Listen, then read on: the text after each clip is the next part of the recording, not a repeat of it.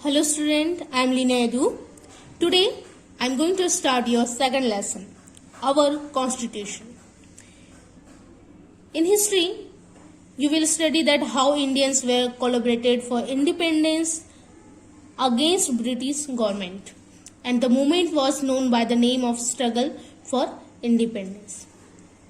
History में हम लोगों ने ये पढ़ा है कि इंडियंस ने स्वतंत्र होने के लिए बहुत ही ज़्यादा स्ट्रगल किया है और उस स्ट्रगल के लिए डिफरेंट बैकग्राउंड से अलग अलग लोग एकजुट होकर ब्रिटिशर्स के खिलाफ खड़े हो गए थे. People from different background of India joined together for the struggle of independence. They went to prison together and they protested against the Britishers differently. और वो अलग अलग अपने अपने क्षेत्र में ब्रिटिशर्स के खिलाफ खड़े हुए और स्वतंत्रता के लिए आंदोलन किया गया. One of the most important examples of this struggle for independence is the incident of Jallianwala बाग. इसमें से जो महत्वपूर्ण बहुत सारे ऐसे इंसिडेंट हुए जो बहुत ही हिस्ट्री में अपना इम्पोर्टेंस रखते हैं, बट उसमें से जो सबसे मोस्ट इम्पोर्टेंट एग्जाम्पल है आपका incident of Jallianwala Bagh. In this massacre peace loving unarmed people were fired at by an English officer. Many people died in this incident. Men, women, Hindu, Muslim, Sikh and Christian all were united in the agitation against Britishers. Due to this, the feeling of patriotism rose high. So student, incident of Jallianwala Bagh, Hindi में से जलियांवाला बाग हत्याकांड कहा जाता है. इसे हत्याकांड इसलिए कहा जाता है क्योंकि पंजाब के अमृतसर में स्वर्ण मंदिर के पास एक बाग था जिसका नाम था जलियांवाला बाग. उसमें 13 अप्रैल 1919 को यह इंसिडेंट हुआ. इस इंसिडेंट में इस बाग में बहुत सारे पीपल एक साथ मिलके एक पीसफुल सभा कर रहे थे. पीसफुली वो वहां पे थे. तो अचानक से वहां एक इंग्लिश ऑफिसर जिनका नाम है जनरल डायर वो आए और अकारण ही वहां सभी लोगों के बीच में गोलियां चलवा दी. इस घटना में कई व्यक्ति शहीद हो गए और इस घटना ने भारतीय स्वतंत्रता संग्राम को सबसे अधिक प्रभाव डाला. और यही एक इंसिडेंट था जिसने भारत में ब्रिटिश रूल को ब्रिटिश शासन को अंत करने की शुरुआत की. इस इंसिडेंट के बाद जितने भी फाइटर्स थे वो एक साथ एकजुट हो गए और इस इंसिडेंट से लोगों के बीच में, लोगों के मन में राष्ट्रीय एकता, पैट्रियोटिज्म बहुत ही बढ़ गया और वो ब्रिटिशर्स के खिलाफ खड़े हो गए. Formation of the constituent assembly. We have learned that during the British rule, different people of different religion, language and province, including males and females, took part in the fight against Britishers. हम ये पढ़ चुके हैं कि भारत में अंग्रेजों के खिलाफ, ब्रिटिशर्स के खिलाफ अलग अलग धर्म, अलग अलग भाषा, अलग अलग क्षेत्र के लोग एकजुट होकर उनके खिलाफ फाइट करने लगे. They wanted India to be a free country.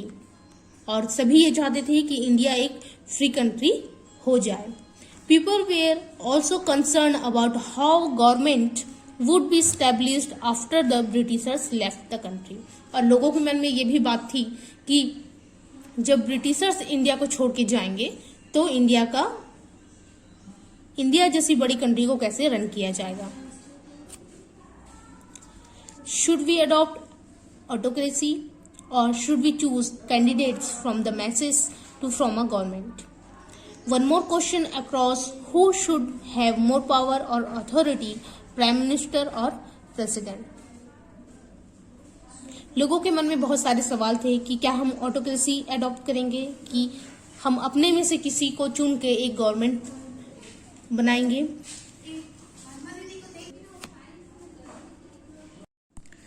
Should women be given equal rights as men? Should the followers of all religion have equal rights? How would all the children get opportunity to be educated? Like this, people have so many questions in their minds. We all know that in our country the problem of untouchability was there. How could we remove this problem? This type of question were raised during Indian national movement. और ऐसे बहुत सारे सवाल राष्ट्रीय आंदोलन के समय लोगों के सामने आए और लोग इस प्रॉब्लम्स को, इस प्रॉब्लम को सॉल्व करने के लिए सोचने लगे.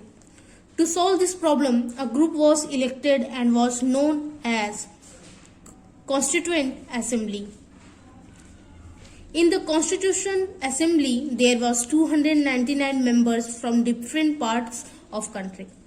तो इस तरह के बहुत सारे प्रॉब्लम्स को सॉल्व करने के लिए लोगों ने एक ग्रुप बनाया और उस ग्रुप को कॉन्स्टिट्यूएंट असेंबली कहा गया. इस असेंबली में टोटल 299 मेंबर्स थे जो ऑल ओवर कंट्री के अलग अलग डिफरेंट पार्ट से आए हुए थे. The job of constituent assembly was to write constitution. Constitution is a collection in which the laws, the rights and the duties are written in such a manner that outline the system and social ideal values are written in it. In Constituent Assembly, different issues were discussed thoroughly. This discussion extended for 3 years, and then only the Constitution of India was formed. On 26 January 1950, Constitution of India was amended and established.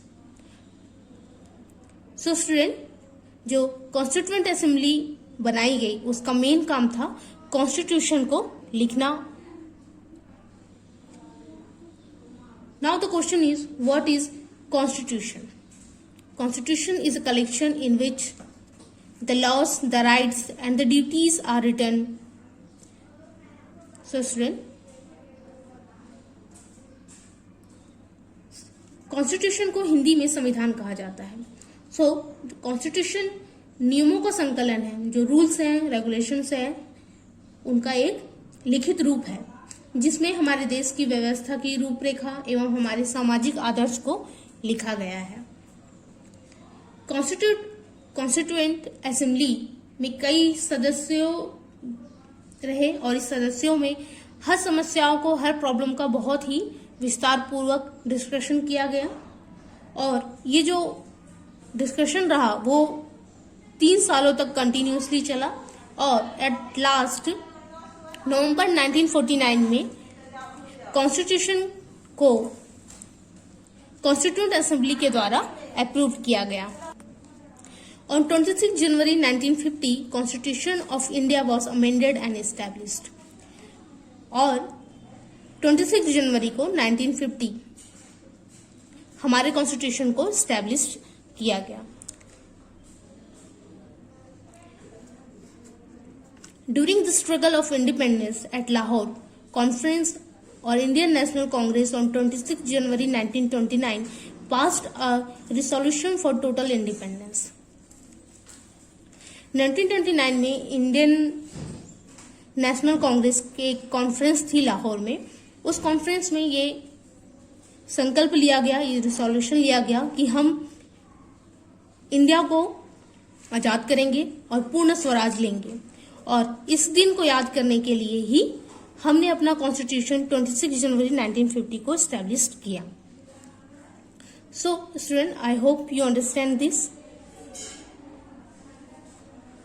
In my next video, I will explain why we need constitution. Thank you.